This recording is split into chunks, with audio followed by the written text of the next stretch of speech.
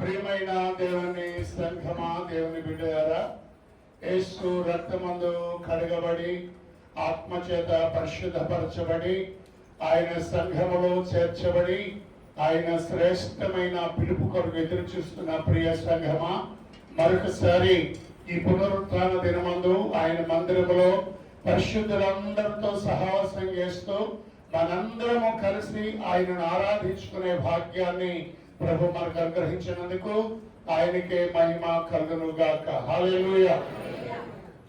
సమయము చాలా విలువైనది. సమయాన్ని పోనీయక దానిని మనం దేవుని సన్నిధిలో మనం సద్వినియోగం చేసుకుందాం. దేవుని సన్నిధికి వచ్చిన మీరందరూ దేవుని సన్నిధిలో భయభక్తులు కలిగి ఉండాలి. పరలోకమందున్నటువంటి దూత ఆరాధన జరుగుతూ ఉండగా మన మధ్యకు వస్తారు. ఆయన మన యొక్క చరిత్రను ఆయన తీసుకుంటారు. మనము రోడ్ల వెంబడి వెళ్తున్నప్పుడు సెంటర్స్ లో ఎలాగైతే సీసీ కెమెరాలు ఉన్నాయో అలాగే పరిశుద్ధాత్మ దేవుడు పంపించిన దూత కూడా ప్రతి వారిని పరిశీలిస్తూ ఉంది. నువ్వేమి చూస్తున్నావో, ఏమి వింటున్నావో, ఏమి ఆలోచిస్తున్నావో అవన్నీ కూడా ఆయన గమనిస్తాడు. నేను అలా చేయలేదు అని మనం బొంకడానికి, అబద్ధమాడడానికి, మాట మార్చడానికి అవకాశం లేదు. కాబట్టి ప్రియులరా, సిలువైన సమయాన్ని ఆయన శ్రద్ధలో గడపాలి. అందుకే ఈవేళ నేను స్టేటస్ లో పెట్టిన చాలా మంది చూసారా? ఏం పెట్టాను? సరే చూడమని నేను అనలేదు, కానీ అది అలవాటు చేసుకోకుండా ఉంటే మంచిదే.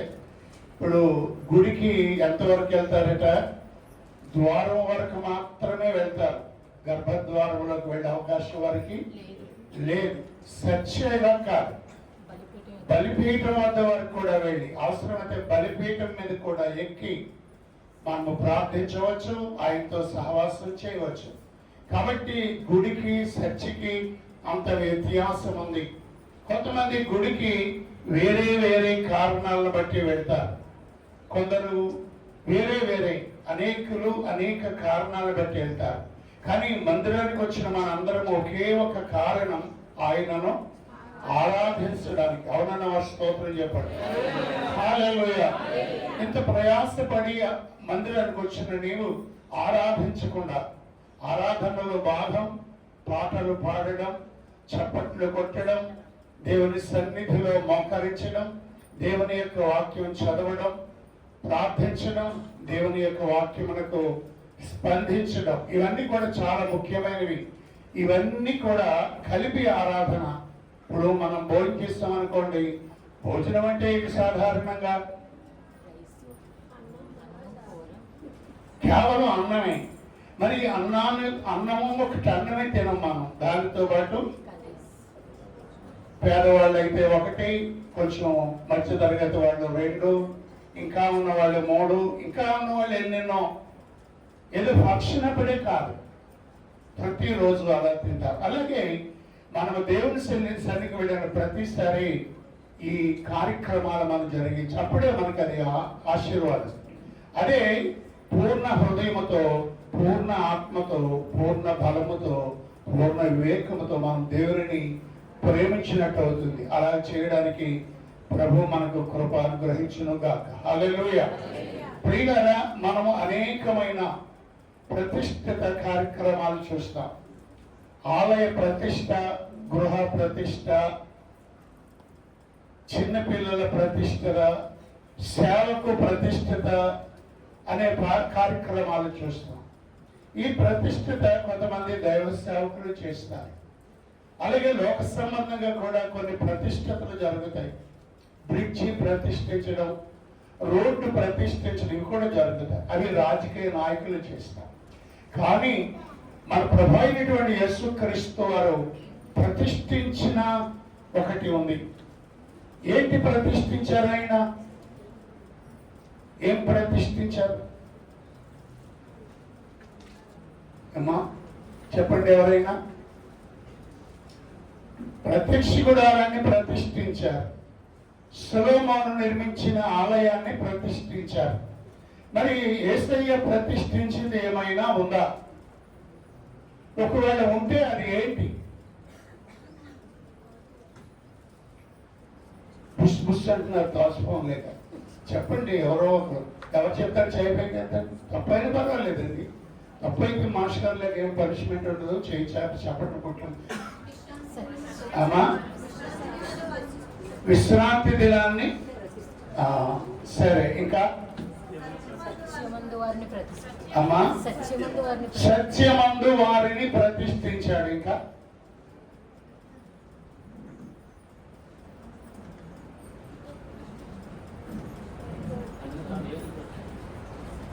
ప్రతిష్ఠించాడు అన్నాను, ప్రతిష్ఠించుకున్నాడు కాదు. ఆమేన్. హల్లెలూయా, హల్లెలూయా. నా ఆశ ఏంటంటే మీ అందరూ యేసుక్రీస్తుని గురించిన జ్ఞానమే కాక పరలోక సంబంధమైన జ్ఞానాన్ని కూడా మనం పొందుకోవాలని ఆశ. అందుకే నేను కొంచెం ఎక్కువసేపు కూర్చోవడం, నిలబడడం కూడా ఇప్పుడు కూడా ఇబ్బందే, నడడం కూడా ఇబ్బందే.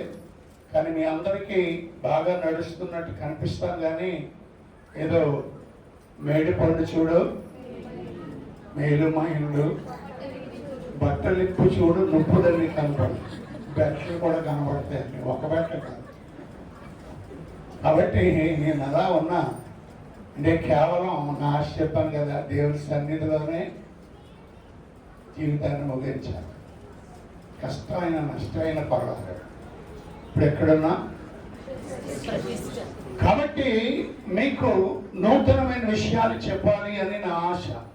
ఈరోజు వాక్య ధ్యానం నిమిత్తము పరిశుద్ధ గ్రంథమైన బైబిల్ నుండి హెబ్రీలకు రాసినటువంటి పత్రిక 10వ అధ్యాయము 19-20 వచనాలు చదువుదాం. సహోదరులారా, యేసు మన కొరకు ప్రతిష్ఠించిన మార్గమును అనగా నూతనమైనదియు జీవము గలదియు ఆయన శరీరమును తెర ద్వారా ఏర్పరచబడినదియునైన మార్గమున ఆయన రక్తము వలన పరిశుద్ధ స్థలమునందు ప్రవేశించుటకు మనకు ధైర్యము కలిగి ఉన్నది. ఆమేన్. హల్లెలూయా. అందరం ఒకసారి చదువుదాం, కలిపి చదువుదామా? యేసు మన కొరకు ప్రతిష్ఠించిన మార్గమున అనగా నూతనమైనదియు జీవమగలయు అను గలయును ఆయన శరీరమును తెర ద్వారా ఏర్పరచబడినదియునైన మార్గమున ఆయన రక్తము వలన పరిశుద్ధ స్థలమందు ప్రవేశించుటకు మనకు ధైర్యము కలుగుచున్నది. ఆమేన్. హల్లెలూయా. పరిశుద్ధ గ్రంథమైన బైబిల్లో ఇశ్రాయేలీయులకు నిర్మించబోయే ప్రత్యక్ష గుడారాన్ని గురించి నిర్గమకాండములో చదివితే ఇశ్రాయేలీయులు అర్పించవలసిన బలులు, అర్పణలు, చేయవలసినటువంటి నైవేద్యములు, వాటన్నిటిని గురించి లేవి గ్రంథంలో చదువుతున్నాం. లేవి గ్రంథంలో ఉన్న అనేకమైన విషయాలు హెబ్రీలకు రాసిన పత్రిక 4వ అధ్యాయం, 9వ అధ్యాయం, 10వ అధ్యాయంలో మనం చదువుతూ ఉంటాం.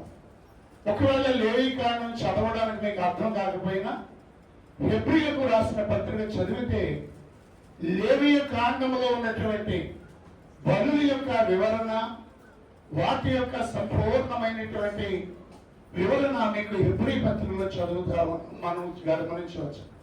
కాబట్టి బైబిల్లో ఉన్న ఏ పుస్తకాన్ని కూడా మనం విడవకూడదు. చివరికి ఒక అధ్యాయం ఉన్న యోధా పత్రిక కానీ, ఒకే అధ్యాయం ఉన్న ఫిలోమోను పత్రిక కానీ, ఒకే అధ్యాయాలు ఉన్న 2-3 యోహాను రాసిన పత్రికలు కానీ ఏది కూడా మనం వదిలిపెట్టకూడదు. ప్రతి పత్రికలో శ్రేష్టమైన సందేశాలు ఉంటాయి. కాబట్టి ప్రియులారా, ఇక్కడ మనం చదవబడినటువంటి లేఖన భాగం చూద్దాం. యేసు మన కొరకు ప్రతిష్ఠించిన మార్గమున, యేసు మన కొరకు ప్రతిష్ఠించిన మార్గమున.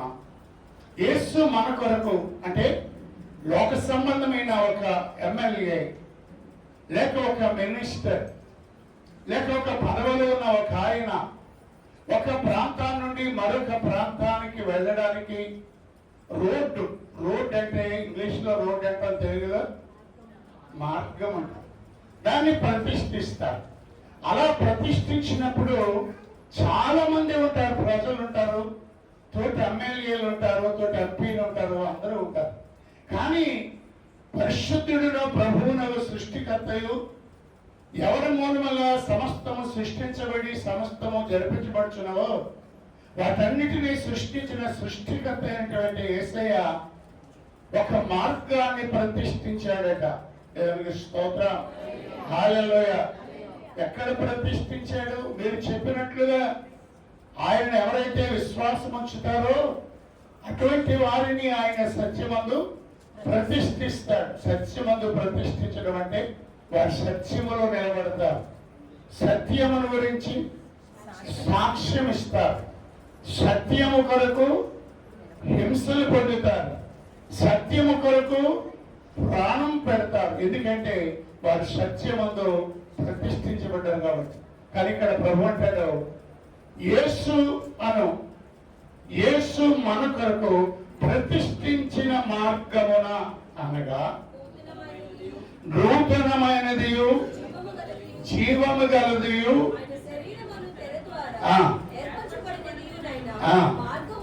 కనుక ఏ దేవుడు ఏర్పరిచినటువంటి ఈ మార్గం ఎటువంటిదన్నది నూతనమైనది.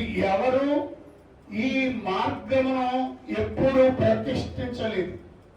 ఈ మార్గంలో ఏమన్నది? జీవం అన్నది. జీవమునకు పోవు మార్గము సంకుచితమునైనది.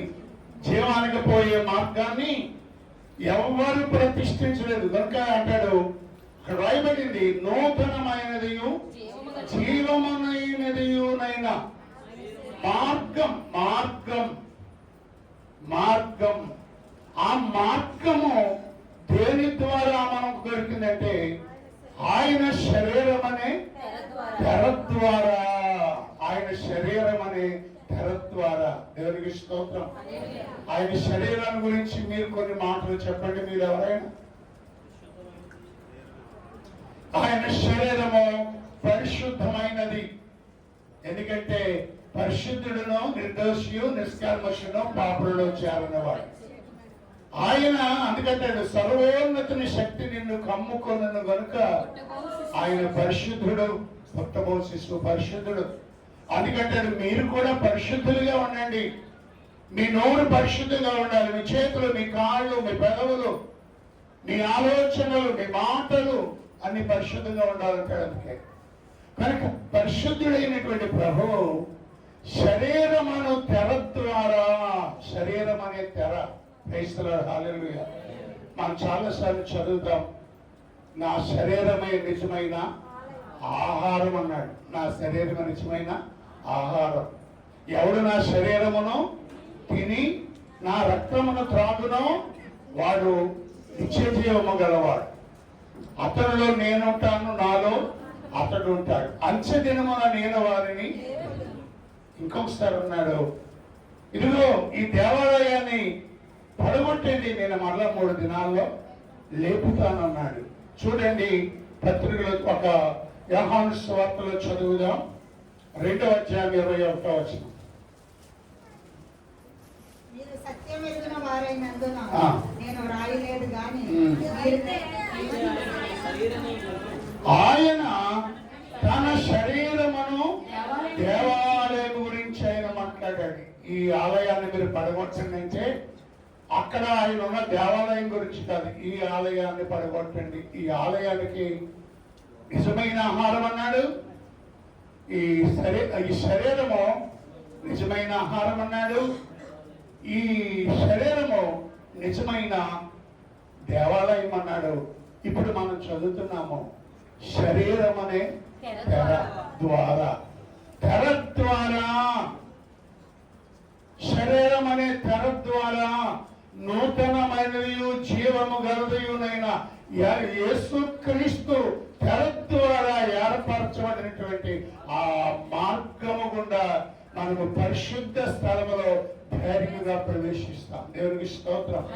దేని ద్వారా ఏ తెర? శరీరం అనే తెర. ఈరోజు మీకు తెర గురించి మాట్లాడాలని నేను ఆశపడుతున్నాను. 3 రకాలైనటువంటి తెరలు, 3 రకాలైన తెరలు. లూకాసు సువార్తలో ఇలా రాయబడింది.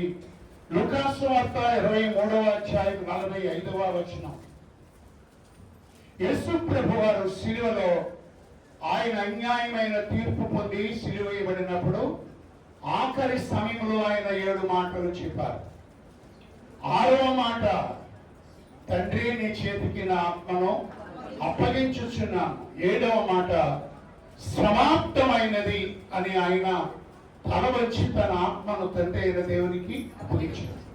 అప్పగించిన తర్వాత ఆ దినాలలో కట్టబడిన 46 సంవత్సరాలలో కట్టబడిన మందిరము యొక్క తెర చూడండి. ముందు 23వ అధ్యాయము 23:45.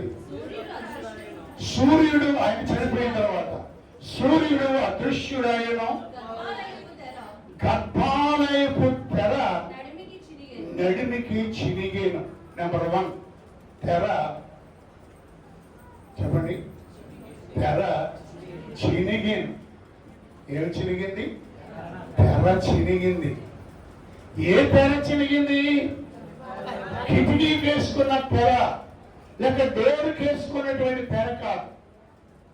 గర్భాలయపు తెర. గర్భాలయం ఏంటి? ఇందాక మనం చెప్పుకున్నాం కదా. గుడికి వెళితే ఎంతవరకు వెళ్ళగలరు?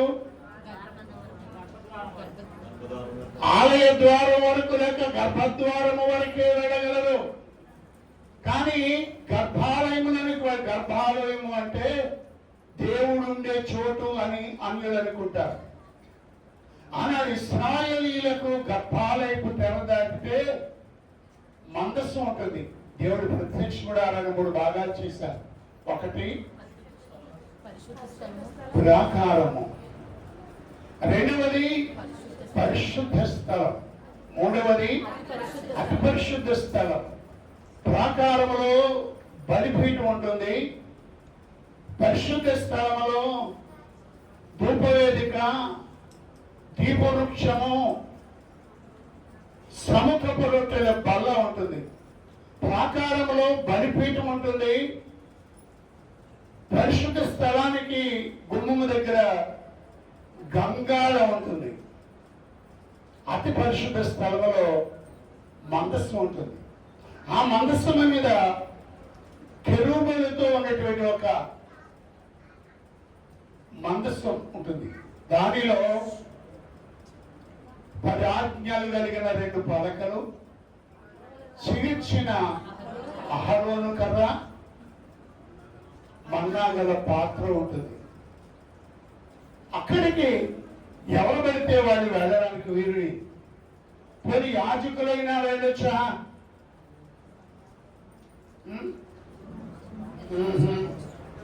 యాజకులకు కూడా పర్మిషన్ లేదు. దేనిలోనికి? అతి పరిశుద్ధ స్థలంలోనికి. మరి ఎవరు వెళ్ళాలి? ప్రధాన యాజకుడు మాత్రమే వెళ్ళాలి. ఎన్నిసార్లు? సంవత్సరానికి ఒకసారి. అది అంత అతి పరిశుద్ధమైన స్థలం. ఆ అతి పరిశుద్ధ స్థలానికి వెళ్ళడానికి ముందుగా అతడు తన పాపముల కొరకు పరిహారము చేయబడి మనుషులందరి పాపముల కొరకు బలి అర్పించి ఆ అతి పరిశుద్ధ స్థలంలోనికి వెళ్ళాలి.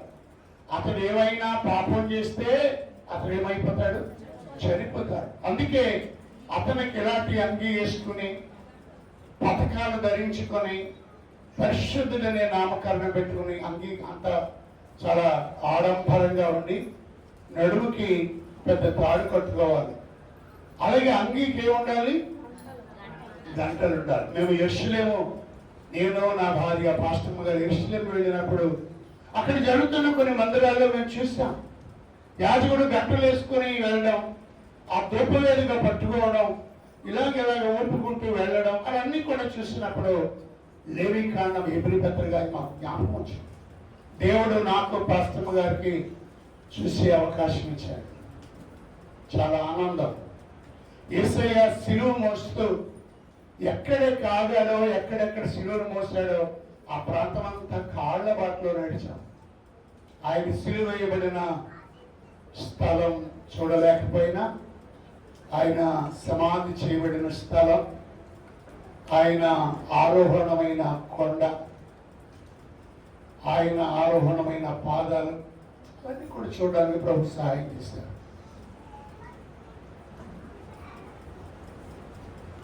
ఆ గంటలు శబ్దం రాకపోతే అతను చనిపోయినట్టే.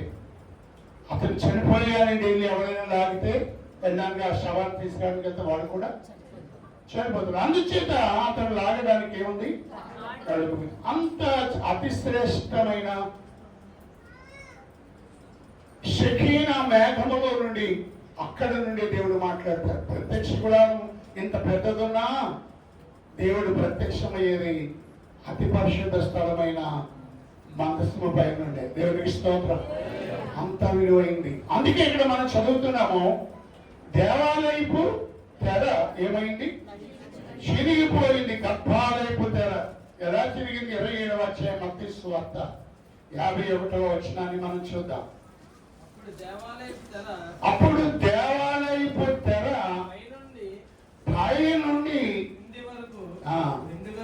పై నుండి క్రింది వరకు రెండుగా, నడిమికి చిరిగింది. కింద నుంచి చెప్పలేదు, పై నుండి చిరిగింది. దేవాలయపు తెర చిరిగాను. నిర్గమకాండం కొన్ని వచనాలు మీకు అర్థమవడం కోసం 26వ అధ్యాయం 31వ వచనం చూద్దామా?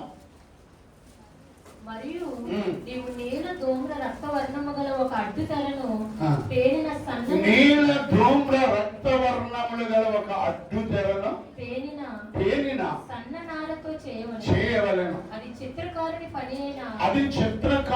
పని అయినా రూపులు కలదిగా చేయవలెను. తుమ్మకర్రతో చేయబడి బంగారు రేకు పొదిగిన 4 స్తంభముల మీద దాన్ని వేయవలెను. దాని వంకులు బంగారుని, వాటి దిమ్మలు వెండివి. ఆ అడ్డు తెరను ఆ కొలుకుల క్రింద తగిలించి సాక్ష్యపు మందసపు అడ్డు తెర లోపలికి తేవలెను. ఆ అడ్డు తెర పరిశుద్ధ స్థలమును అతి పరిశుద్ధ స్థలమును వేరు పరుస్తుంది. దేని వేరు పరుస్తుంది? పరిశుద్ధ స్థలాన్ని పరిశుద్ధ ప్రాకారంలోనికి, ఆవరణలోనికి ఎవరు రావచ్చు? అందరూ రావచ్చు. పరిశుద్ధ స్థానంలోనికి ఎవరు వెళ్ళాలి? యాజకులే వెళ్ళాలి. అతి పరిశుద్ధ స్థానంలోకి ఎవరు వెళ్ళాలి? ప్రధాన యాజకులు. దాని వివరణ ఇస్తూ హెబ్రీ పత్రికలో ఇలా వ్రాయబడింది, అది కూడా చూద్దాం. హెబ్రీ పత్రిక 9వ అధ్యాయము 4వ వచనాన్ని ఒకసారి చూద్దాం. అందులో సువర్ణ ధూపార్తియు అంతటను బంగారు రేకులతో తాపబడిన నిబంధన మందసమును ఉండెను. ఆ మందసములో మన్నాగల బంగారు పాత్రలు, చిగిరించిన అహరోను చేతికర్రలు, నిబంధన పలకలను ఉండెను. దానిపైన కరుణాపీఠమును కమ్ముకొనుచున్న మహిమ గల కెరూబులుండెను. కరుణాపీఠము కమ్ముకొని ఉన్న మహిమ గల కెరూబులుండెను. వీటిని గురించి ఇప్పుడు వివరముగా వాళ్ళపడదు. మనకి అవదు, ఆయనకి అవదు. ఇది ఎలాగో ఏర్పరచబడినప్పుడు యాజకులు సేవ చేయొచ్చు నిత్యము. మొదటి గుడారములోనికి వెళ్ళుదురు గాని సంవత్సరమునకు ఒక్కసారి మాత్రమే ప్రధాన యాజకుడు ఒక్కడే రక్తము చేత పట్టుకొని 2వ గుడారములోనికి ప్రవేశించును. 2వ గుడారం అంటే అతి పరిశుద్ధ స్థలం. ఆ రక్తము మన కొరకును, ఆ రక్తము తన కొరకును, ప్రజల అజ్ఞాన కృతముల కొరకును అతడు అర్పించును. దీనిని బట్టి ఆ మొదటి గుడారము వంకను నిలిచుండగా అతి పరిశుద్ధ స్థలములో ప్రవేశించు మార్గము బయలుపరచబడలేదు. అతి పరిశుద్ధ స్థలంలో ప్రవేశించడానికి ఏమి లేదు, మార్గం లేదు. ఏమంటేస్తుంది? నీల ధూమ్ర రక్తవర్ణములు గల ఆ తెర ఇంచుమించు 4 అంగుళాల దర్శని. అది సుమారు 30 అడుగుల వెడల్పు, 10 అడుగుల 30 అడుగుల పొడవు, 10 అడుగుల వెడల్పు కలిగింది. ఒక శాస్త్రవేత్తలు చెప్తున్నారు, అవతల ఒక ఏనుగు యువతల ఒక ఏనుగు లాగినా కూడా అది తెగిపోనంత బలమైనదట. అది సన్నపు నార అనేక నూలుతో చేయబడింది. ఆమేన్, హల్లెలూయా. కాబట్టి ప్రియులారా, అతి పరిశుద్ధ స్థలంలోకి ఎవరు వెళ్ళడానికి వీలేదు. కానీ బైబిల్ చెప్తుంది, పాత నిబంధనలో బలులు గాని, అర్పణలు గాని, ఆచారములు గాని అవన్నీ కూడా క్రీస్తుకు సూచనలుగా ఉన్నవని. కాబట్టి ఇప్పుడు యేసయ్య వచ్చాడు. అందుచేత ప్రియులారా, అతి పరిశుద్ధ స్థలానికి వెళ్ళే మార్గము తెరవబడలేదు కనుక యేసు ప్రభువారు శిలువలో తన ప్రాణము పెట్టి ఏలీ ఏలీ లామా సబక్తాని అని అంటూ, నీ చేతికి నా ఆత్మను అప్పగించుచున్నాను, సమాప్తమైందని చెప్పినప్పుడు ఆ గర్భాలయపు తెర ఎడిమికి చినిగిపోయింది. ఆమేన్, హల్లెలూయా. అంటే ఇప్పుడు అందుకే మనం చదివాము ఏమని, యేసు మన కొరకు ప్రతిష్ఠించిన మార్గం. ఆమేన్, హల్లెలూయా. హెబ్రీ పత్రికలో చదివాము, మనకి ఇంకా మార్గం ఏం చేయలేదు, బయలుపరచలేదు. యేసు ప్రభు వచ్చే వరకు, శిలువ మరణం పొందే వరకు మనకి మార్గం లేదు. ఎవరెళ్ళారు? ఒక ప్రధాన యాజకుడే. కానీ యేసయ్య ఏం చేశాడంటే, యేసు మన కొరకు ప్రతిష్ఠించిన మార్గం. ఎక్కడ ప్రతిష్ఠించాడైనా? కలువరి కొండ మీద తన యొక్క శరీరమును తూట్లు తూట్లుగా పొడిచి, కాళ్ళలో, చేతులలో, ప్రక్కలో, తలలో గాయములు చేసి, బైలము చేత పొడిచి, శీలం రేకులతో పొడిచి, ఆయన రక్తమంతా కార్చబడి ఆయన శరీరమును బలియాగముగా ఆయన అప్పగించినప్పుడు ఆ తెర చిరిగిపోయింది. ప్రియులారా, హల్లెలూయా. ఇప్పుడు మనకు అందుకంటే ఇప్పుడు మనకి ఏమొచ్చింది? ధైర్యం వచ్చింది. దీనిలో ప్రవేశించడానికి పరిశుద్ధ స్థలములోనికి. ఆమేన్, హల్లెలూయా. అంటే పరిశుద్ధ స్థలం అంటే అక్కడ ఎవరు ప్రత్యక్షం అవుతారు?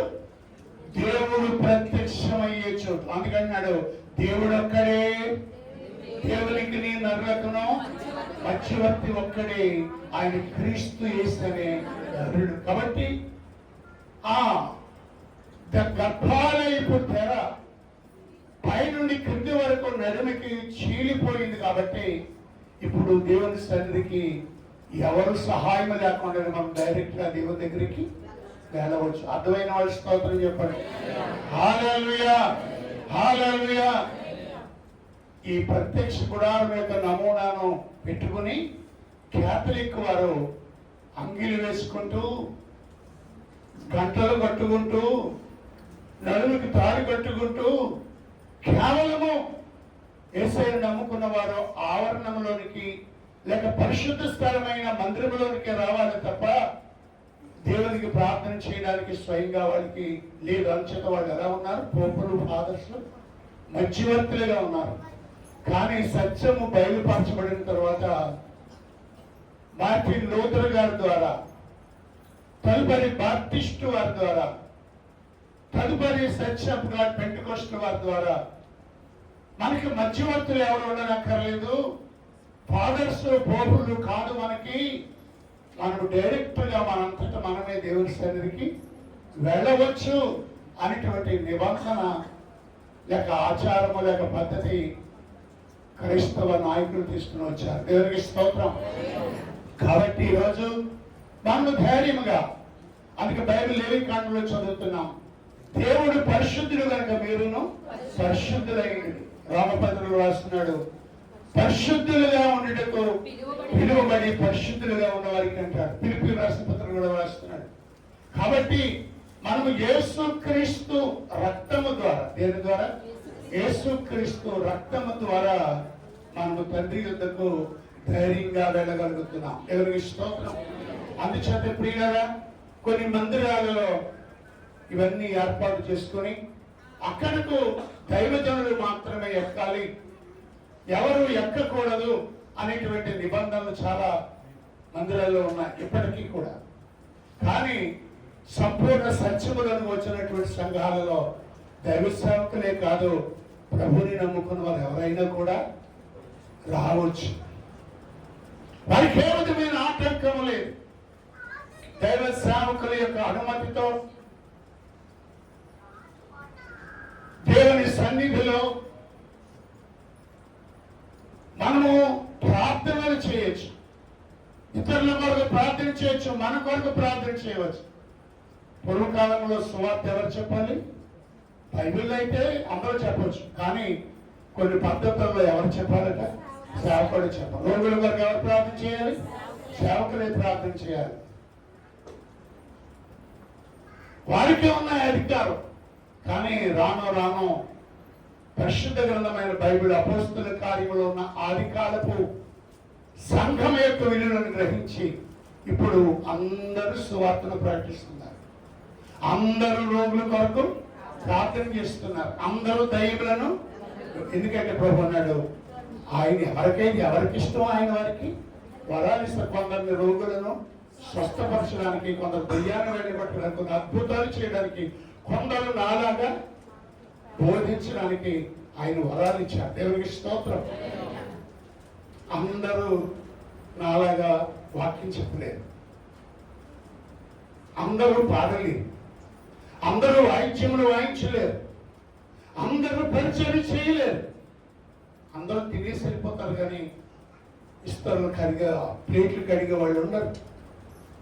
లైన్ పెట్టి అన్నం తినడానికి కూడా వస్తారు, కానీ అక్కడ వడ్డించేవాడు. ఇవన్నీ కూడా పరిచర్యలు ప్రియులారు. అంచేత తెర ఏమైంది? తెర చినుగుట వలన మనందరము ధైర్యముగా ప్రభు యొద్దకు వెళ్ళగలుగుతున్నాం. దేవునికి స్తోత్రం. హల్లెలూయా. ఏ తెర? గర్భాలయపు తెర. దేవాలయం తెరంటే, దేవాలయపు తెర అంటే 3 తెరలు ఉంది. ప్రాకారానికి తెర ఉంది, పరిశుద్ధ స్థలానికి ఒక తెర ఉంది, అతి పరిశుద్ధ స్థలానికి. అక్కడ మనకు ప్రధాన యాజకుడు ఉన్నాడు. ప్రధాన యాజకుడు వెళ్ళాడు. మనం ఆయన పిల్లలు కనుక ఏదో పాస్టర్ గారి పిల్లలందరికీ పాస్టర్ గారి పిల్లలు ఏమంటారు? పాస్టర్ గారికి ఎంత గౌరవం ఇచ్చారు, పాస్టర్ గారి పిల్లలకు కూడా అంతే గౌరవం ఇస్తారు. ఎవరా? పాస్టర్ గారి గౌరవం ఎవరిని బట్టి? పాస్టర్ గారిని బట్టి. పాస్టర్ గారి పిల్లలకి గౌరవం ఎవరిని బట్టి? ఆమేన్. హల్లెలూయా. మన యేసయ్య నూతనమైనది జీవమగలదైన ఏర్పరచబడిన మార్గం. దేని ద్వారా? శరీరం అనే స్తోత్రం. హల్లెలూయా. ఏ తెర చిరిగింది? గర్భాలయపు తెర. అంటే యాజకుడని, ప్రధాన యాజకుడని, యూదులని, ఇశ్రాయేలీయులని, అన్యులు. అందుకంటాడు నా మందిరము సమస్త జనులకు కాదు, అన్యజనులకు. మనం ఎవరు? అన్యజనులు. ఈ వాక్యం ఎలా వచ్చిందంటే యేసు ప్రభు వారు శిలువలో మరణించుటవారు. హల్లెలూయా, హల్లెలూయా. కనుక ఒకటి గర్భాలయపు తెర చిరిగిపోయింది. రెండవది తెర అమ్మా శరీరం అనే తెర. గర్భాలయపు తెర అంటే ఏకంటి తెర. మీకు అర్థమవుతుందా? మీరు ఎప్పుడైనా ఎస్విఎన్ ఆప్టికల్స్ ఉంది కదండి, వేసవకాలంలో దానికి తెరలు వేస్తారా? వేసవకాలంలో లోపలికి వెళ్ళడానికి తెర వేస్తారా? డోర్ ఉంటుంది, డోర్ తీసేస్తాం కదా. దేవాలయపు ఆ రూమ్ తెరలు వేస్తారే, అంటే డోర్ కట్టినంటారు. అదే ఏసీ పెట్టినప్పుడు వేస్తారు కదా, వేస్తారు. ఎంత ఎలా ఉంటుంది ఆ తెర?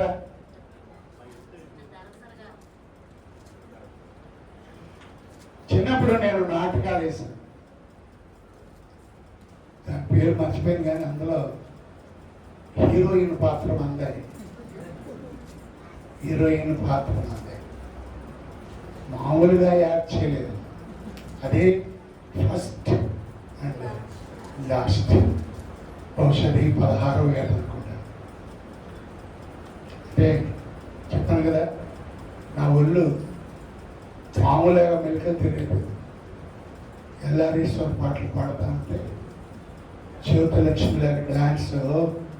అందుకే ఆడపిల్ల భాషలు ఇచ్చాను, బాగా రక్తి కట్టించాను. తర్వాత అనేక మంది 100 వందల బహుమతులు ఇచ్చారు. కాబట్టి ఎవరైనా వచ్చినప్పుడు ఏం వెళ్తారు? తెరలాగితే వచ్చినట్టు. అటువంటి తెరక ఈ ఎస్విఎన్ ఆప్టికల్స్ దగ్గర మీరు వెళ్తే ఇప్పుడు వెళ్ళొచ్చు. దానికి తెల్లటి తెర మైక్ అదే దాని ఏమంటారు, ఆ తెర మధ్య మధ్య ఏమవుతుంది, చీలుకలుగా ఉంటుంది. ఇలాగనుకుని వెళ్ళిపోవచ్చు, ఇలాగనుకుని వెళ్ళిపోవచ్చు. అది తెర ఉన్నట్టే ఉంటాడు కానీ అది మనకు అట్టదు. క్రీస్తులో హల్లెలూయా, హల్లెలూయా.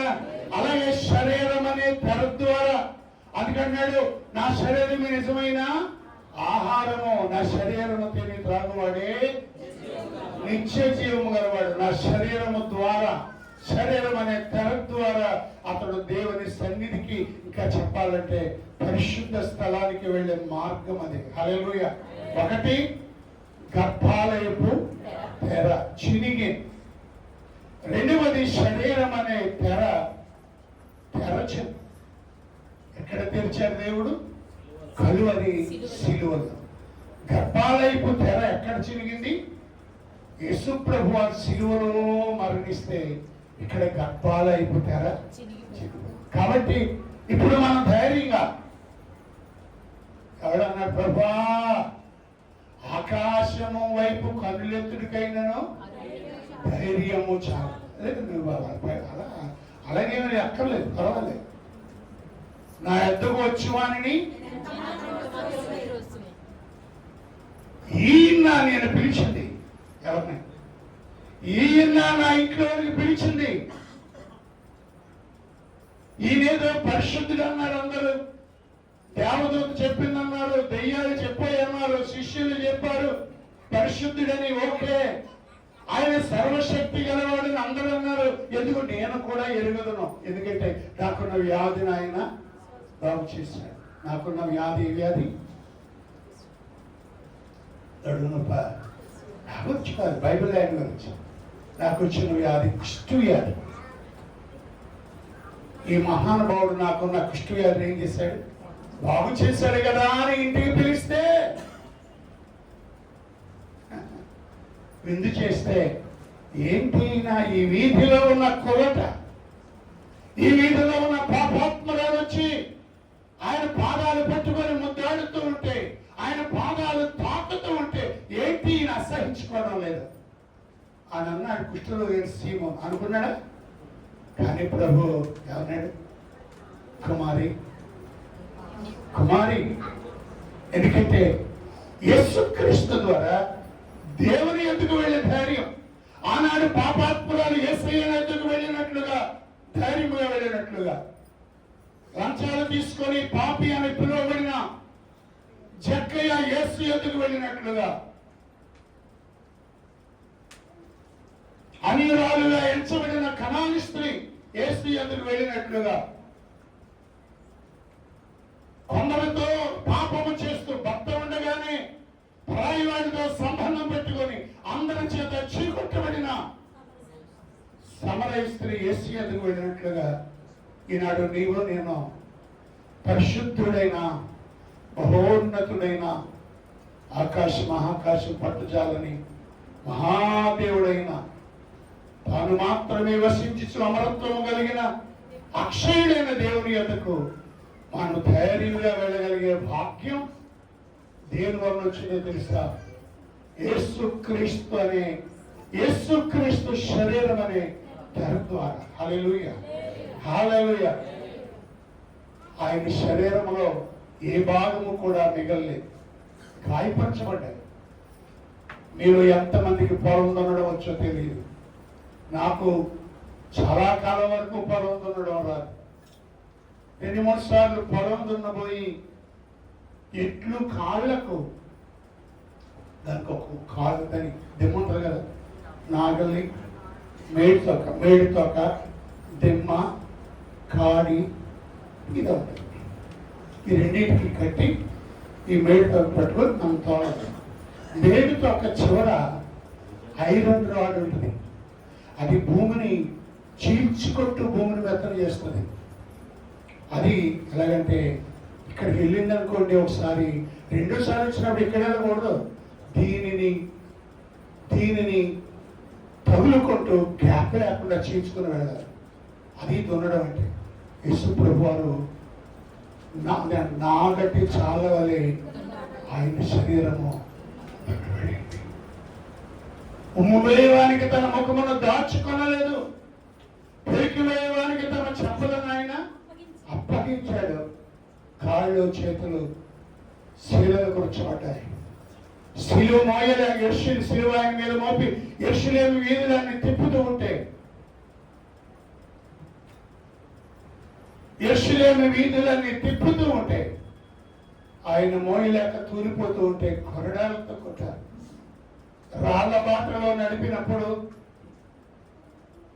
ఆ కొలవరి కొలుగోత కొండ మీద ఎక్కించినప్పుడు ఆయన కాళ్ళలో రాళ్ళు గుచ్చుకున్నాయి. ఇక్కడున్న మీరు కాళ్ళు జోడు లేకుండా రోడ్డు మీద నడవగలం? మనం నడవలేం. ప్రభువైన యేసుక్రీస్తు వారు రాళ్ళ బాటలో మండ బాటలో నడిచి ఆయన శరీరములో కొట్టబడిన ప్రతి గాయం మనము దేవుని స్థితికి వెళ్ళడానికి తెరవబడిన తెర. ఆయన పొందిన దెబ్బల చేత మనకేంటి స్వస్థత. దేనికి స్వస్థత? పాపములకు స్వస్థత. హల్లెలూయా. నెంబర్ 1, గర్భాలైపోతారా చినిగాను. అందుకే మనం పరలోక ప్రవేశం దేవుని సన్నిధికి వెళ్ళే బాధ్యత. రెండవది, శరీరం అనే తెర ద్వారా దేవుని యొద్దకు వెళ్ళడానికి మార్గము తెరవబడింది. హల్లెలూయా. ఇక మూడవది చూద్దాం. యెషయా గ్రంథం 25వ అధ్యాయము 7వ వచనం చూద్దాం. సమస్త జనముల ముఖములను కప్పుచున్న ముసుకును, సమస్త జనముల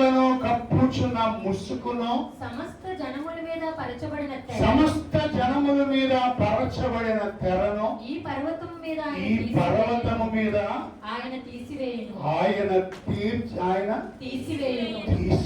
ఆయన తీసేస్తాడు. ఆయన ఆ పర్వతము తీసేస్తాడు. ఆయనంటే సృష్టికర్త అయిన యెహోవా. 6వ వచనం, సైన్యములకు అధిపతి యెహోవా సమస్త జనముల నిమిత్తము క్రొవ్విన వాటితో శ్రేష్టమైన వాటితో విందు చేయను. మట్టి మీద ఉన్న ద్రాక్షారసముతో విందు చేయును. మూలుగుల క్రొవ్విన వాటితో విందు చేయును. మట్టి మీద నిర్మలమైన ద్రాక్షారసముతో చేయను. సమస్త జనముల ముఖమును కప్పుచున్న ముసుకును, సమస్త జనముల మీద పరచబడిన తెరను ఈ పర్వతం మీద ఆయన సమస్త జనముల నిమిత్తము ఆయన ఏం చేస్తున్నాడు? విందు చేస్తున్నాడు. ఏ పర్వతం అది? కల్వరి కొండ, గొల్గోత కొండ మీద శాంతిములకు అధిపతి యెహోవా విందు చేశాడు.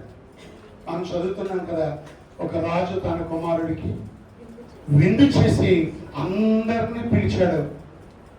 పిలువబడిన వారికి వస్త్రాలు ఇవ్వబడ్డాయి.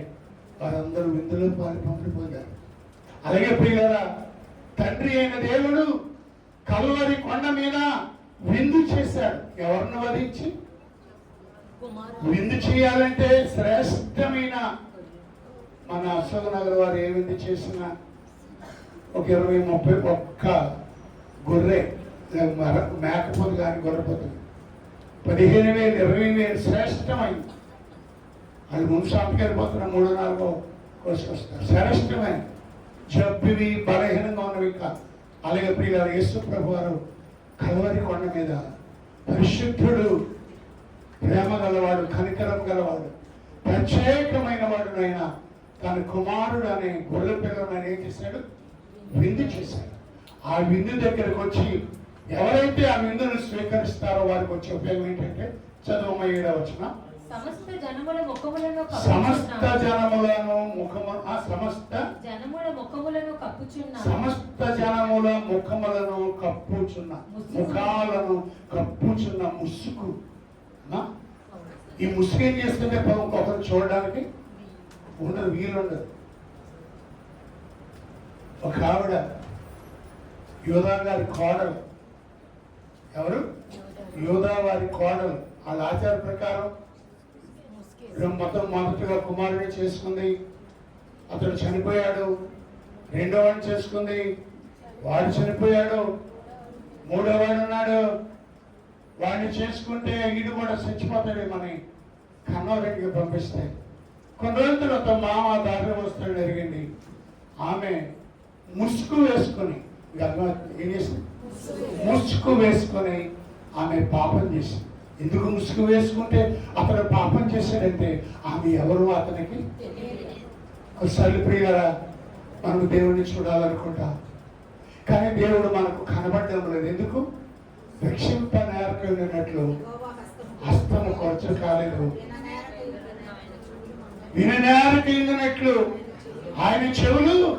యెషయా గ్రంథం 59వ అధ్యాయం 59వ అధ్యాయం రక్షింపనేరకుండినట్లు యెహోవా హస్తము కొరచ కాలేదు. 2వ వచనం. మీ పాపములు మీ పాపములు ఆయన ముఖమును మీకు మరుగుపరిచెను, కనుక ఆయన ఆలకింపకున్నాడు. మీ పాపాలు ఆయన ముఖాన్ని ఏం చేశారు? యూదా కోడలైన తామారు యొక్క ముఖమును చూడకుండా ఆమె వైభవ్య వస్త్రములు ముసుగుకున్నందువల్ల చూడలేకపోయింది. అలాగే మనము దేవుణ్ణి చూడాలనుకున్నాం, చూడలేకపోతున్నాం. మోషే దేవుని సన్నిధిలో 30 దినాలు గడిపి కిందకు వచ్చిన తర్వాత అతని ముఖము ప్రకాశిస్తుంది. ఆ ముఖాన్ని ఎవరో చూడలేరు కనుక ఆ ముఖానికి ఏం చేయబడింది? ముసుగు వేయబడింది. అందుకే ఆ ముఖాన్ని ఎవరు చూడలేకపోయింది. మన సంగతులు హామాను తన తప్పును తెలుసుకుని ఎస్తేరు రాణితో మాట్లాడడానికి రాజుగారు ఎస్తేరు పరుండే మంచం మీదకి ఎక్కినప్పుడు అదే సమయానికి రాజు వచ్చి చూసి, ఇతడు నా ఎదుటే నా భార్యను బలత్కరిస్తున్నాడని చెప్పిన వెంటనే హామాను ముఖం మీద ఏం చేశాడు? ముసుగేశాడు. మీకు అర్థమవుతుందా? ముసుగు అనేది ఒక తెర, ఇతరుని వెంచోడదు. ఉరిశిక్ష చేసిన వాళ్ళకి ఏమేస్తారు ఏమా? ముసుగు. ఎందుకంటే ఆడిని మనం చూడగా ఉండడానిక, మనం మనల్ని ఆడి చూడగా ఉండాలి. తామారుకు వైద్య వస్త్రాలు ముసుగు ఎలా వేసుకుందో, మోషే ముఖము చూడకుండా ముసుగు ఎలా వేయబడిందో, హామాను చూడకుండా హామాను ముఖానికి ముసుగు ఎలా వేయబడిందో, ఉరివేయబడిన వాడి ముఖానికి ఎలా ముసుగు వేయబడిందో, మనందరి ముఖములకు ఏమేయబడింది? ముసుగు వేయబడింది. ఆ ముసుగు తొలగలేదు మనం. అందుకే కొరింథీయులకు రాసిన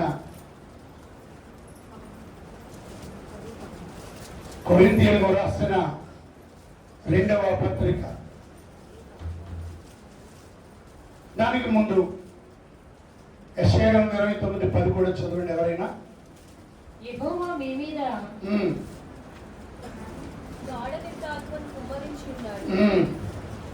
మీకు నేత్రములుగా ఉన్న ప్రవక్తలను చెడగొట్టి ఉన్నాడు, మీకు శిరస్సులుగా ఉన్న దీర్ఘదర్శులకు ముసుగు వేసి ఉన్నాడు. మీకు ఎలా ఉన్నారు వాళ్ళు? దీర్ఘదర్శులుగా. అమ్మా, దీర్ఘదర్శులు. మరొకసారి చదవండి. మీకు శిరస్సులుగా ఉన్న దీర్ఘదర్శులకు ముసుగు వేసి ఉన్నాడు. మీకు శిరస్సులుగా ఉన్న బైబిల్లో ఒక ఆయన ఉన్నాడు, ఆయన పేరు సమూయేలు. ఆయనకి ఏం పేరు? ఆయన ఎవరైనా దీర్ఘదర్శి అంటే ఇశ్రాయేలీయులకు అతడు ఎవరు? ఎవరు? శిరస్సు. ఎవరమ్మా? శిరస్సు. సంగమనకు శిరస్సు ఎవరు? యేసుక్రీస్తు వారు. ఇశ్రాయేలీయులకు దీర్ఘదర్శులు ఎవరు అని అంటే ప్రవక్తలు.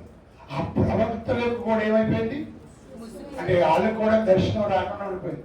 ఎందుకంటే వాళ్ళ పేరుకి దీర్ఘదర్శకులు కానీ వారితో దేవునితో సంబంధం కట్టయి వారు ఆధ్యాత్మికంగా దిగజారు. నీకు అర్థమైందమ్మా? స్తోత్రం చెప్పండి. అలాగే ప్రియులారా, కొరింథీయులకు రాసిన 2వ పత్రిక 3వ అధ్యాయం 14వ వచనం. మరియు వారి మనసులో కఠినములాయెను కనుక నేటి వరకు పాత నిబంధన చదువబడినప్పుడు క్రీస్తునందు పుట్టివేయబడినని వారికి తేటపరచబడక ఆ ముసుకే నిలిచి ఉన్నది. క్రీస్తు యేసునందు కొట్టివేయబడ్డాయి, బలులు కొట్టివేయబడ్డాయి, నెరవేర్చాడు.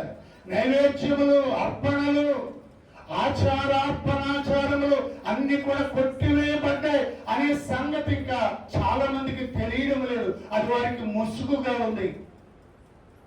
ఈరోజు ఆ ముసుగు తొలగిపోయింది. మనకి యేసుక్రీస్తు శిలువలో మరణించడం వలన ప్రత్యక్ష గుడారం లేక దేవాలయం యొక్క అతి పరిశుద్ధ స్థలానికి ఉన్న గర్భాలయపు తెర చిరిగిపోయి ఏ ఆటంకం లేకుండా ఎవరైనా ప్రార్థన చేయవచ్చు, ఎవరైనా సువార్త ప్రకటించవచ్చు, ఎవరైనా స్వస్థతలు చేయవచ్చు, ఎవరైనా పరిశుద్ధ స్థలమైన ఏర్పరచబడిన స్థలానికి వెళ్ళి సాక్ష్యం ఇవ్వచ్చు అనే ముసుగు మనకు తొలగిపోయింది.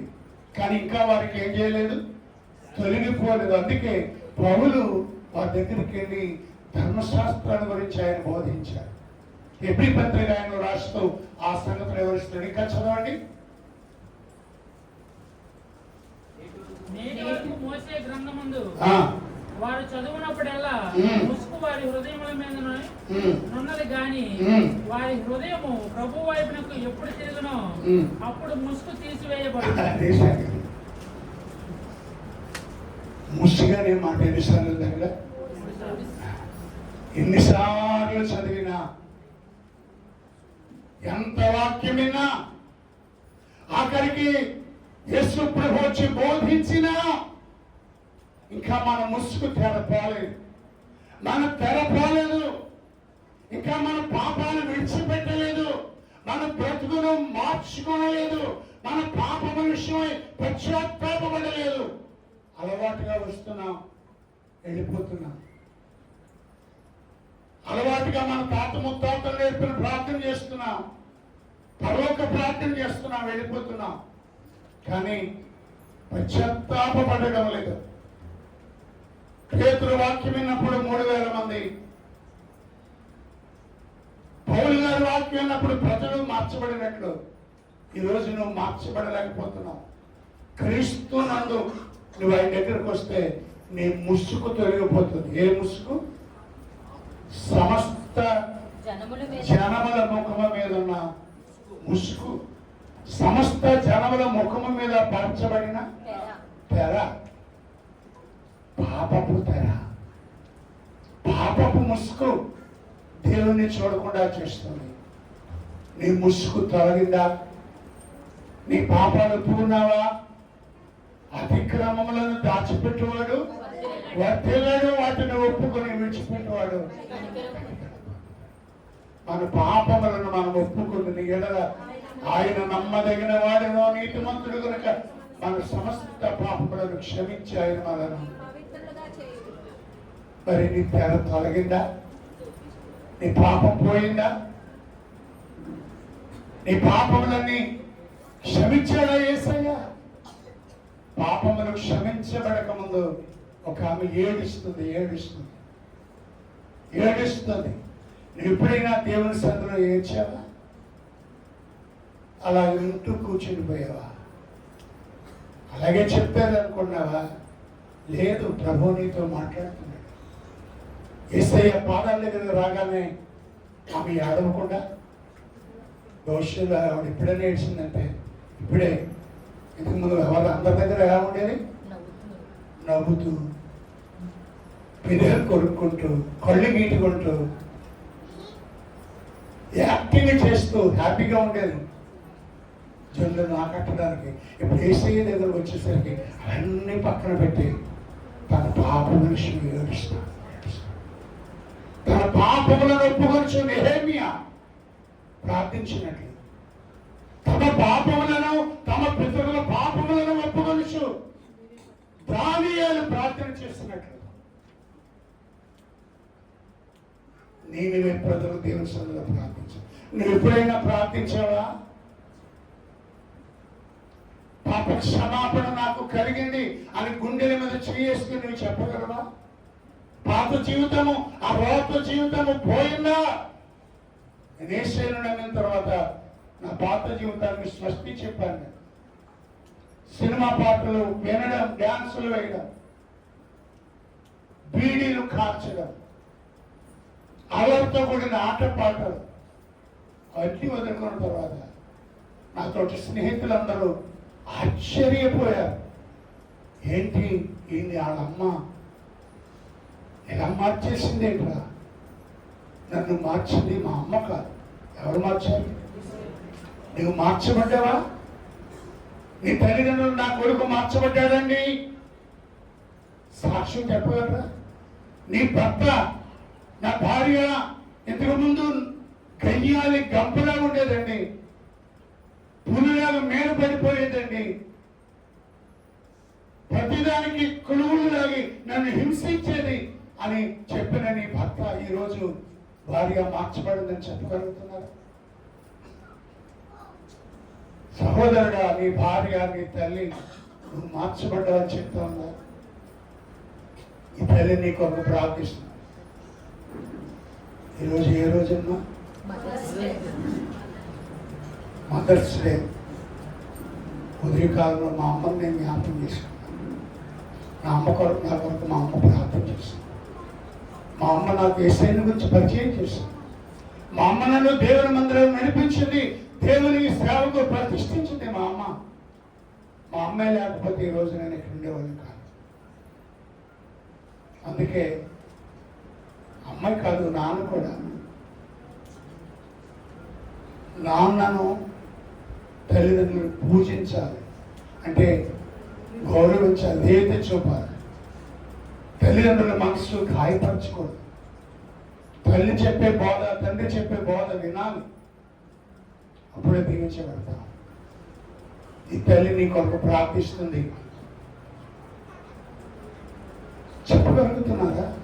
మార్చబడ్డావా? ఎప్పుడైతే యేసయ్య శిలువ మీద చనిపోయాడో అప్పుడు ఆయన ఎద్దుకు వస్తే నీ పెదంతా తొలగిపోతుంది, నీ ముసుగు తొలగించబడతావు.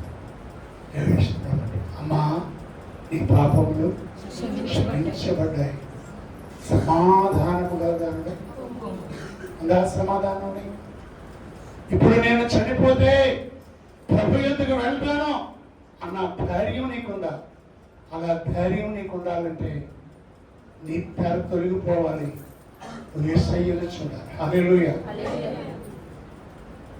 ముంగమూరి దేవదాసయ్య గారు ప్రార్థన, దేవా నాకు కనబడు,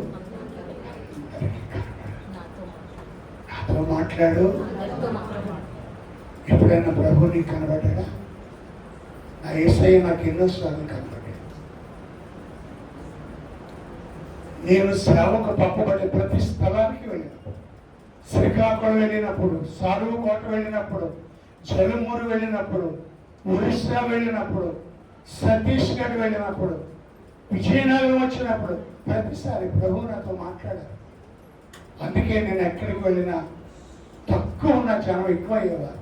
ఇక్కడ వచ్చేసరికి 4 ఉన్నారు. ఈరోజు ఇంతమంది అయ్యారంటే ఎందుకంటే ప్రభు నాతో మాట్లాడారు. అందుకంటాడు పౌలు అంటాడు, అగ్రిప్ప రాజా, నాకు కలిగిన ఆ దర్శనానికి నేను నీకు పిచ్చి పట్టిన. సరే, ఎవరైతే అనుకోండి నాకు పట్టిన పిచ్చి మీకు కూడా కలుగును కాక. ఎందుకంటే ప్రియులరా, ఆయన తెరలు, ఎందుకంటే ఆయన పొరలు ఏంటమ్మా, ఆయన కన్నుల నుండి అగ్ని వంటి పొరలు రాలగా నీ పొరలు పోవాలి, నీ గర్వం పోవాలి, నీ అతిశయం పోవాలి, నీ పాపపు పొరలు పోవాలి. హల్లెలూయా. అందుకంటాడు, ఒకటి గర్భాలైపు చెర చినిగెను, రెండవది శరీరం అనే నూతనమైనది జీవము గలదనియు తెర తెరచను. ఆ తెర ద్వారా పరిశుద్ధ స్థలానికి, పరలోక రాజ్యానికి, దేవుని సన్నిధానబడిన పరిశుద్ధ స్థలానికి ధైర్యంగా వెళ్దాం. మూడవది, యేసయ్య శిలువలో తన ప్రాణం పెట్టడం వలన మన ముఖముల మీద ఉన్న ముసుగు, మన మీద పరచబడిన తెర తొలగిందా? నీ తెర, నీ పాపపు తెర తొలగిందా? ఒకవేళ ఇంకా నువ్వు పాపంలోనే ఉంటే, పాపం అంటే ఏంటి? ఆజ్ఞాతిక్రమమే. మేలైనవి చేయనెరిగి చేయకపోతే పాపం, సకల దుర్నీతియు పాపం. విశ్వాసము కానిది ఏదో పాపం. ఏనాటి కూలి ఆనాటికి ఇవ్వకపోవడమే పాపం. కొన్నిసార్లు మన పాపం అంటే నరహత్య, విగ్రహారాధన, వ్యభిచారం, అది కాదు. చిన్న చిన్న పాపం. ఎందుకంటే కంటితో పాపం, కంటితో నేను పాపము చేయకూడదన్నట్టు, నోటితో పాపము చేయకూడదన్నట్టు, నాలుగుతో జాగ్రత్తగా ఉండాలి. కనుక గర్భాలయపు తెర చినిగెను, అందరికీ ప్రవేశము దొరికాను. రెండవది, శరీరం అనే తెర తెరవబడిను, పరలోక ప్రవేశము దాని ద్వారా మనకు దొరికింది. మూడవదిగా, మన ముఖాల మీద, మన జీవితాల మీద తెరబడిన తెర యేసుక్రీస్తు నందరి విశ్వాసం. ఆయన విందు చేశాడు, ఆ విందులో నీవు పాలు పంపుడు. నా శరీరమును తిని నా రక్తాన్ని, అప్పుడే నీ పాపపు తెర తొలగిపోతుంది. యేసయ్యను చూడగలుగుతా. ఎప్పుడైనా యేసయ్యను చూసావా? యేసుప్రభు ఎప్పుడైనా నీతో మాట్లాడేదా? అడుగు. ఆయన ఎవరికి దూరముగా ఉండేవాడు కాడు. కాబట్టి ప్రార్థన చేద్దాం. మన ముఖము మీద దేవునికి మనకు అడుగుచిన అడ్డును తొలగించుకొని ప్రభువును చూద్దాం. అందుకే, దేవా, ఈ మందిరంలో నీ ప్రసన్నతను చూడాలి, నీ మహిమను చూడాలి. కరుపరిచే దేవుడు. ఆనాడు మోషేకు తన మహిమను దేవుడు చూపించలేదేమో కానీ ఈరోజు మనకు చూపించే దేవుడు. అది పొందుకుందాం. నూతనమైనది జీవము గలదునైనా యేసయ్య ప్రతిష్ఠించిన మార్గంలో ఆయన శరీరమును తిని త్రాగుట ద్వారా ఆ మార్గంలో పయనిస్తూ ఆ పరిశుద్ధ స్థలములో పరలోక పట్టణంలో చేరడానికి దేవుడు మనందరికీ తోడై ఉండి నడిపించును గాక. ఆమేన్. తలలు వంచండి, ప్రార్థించండి.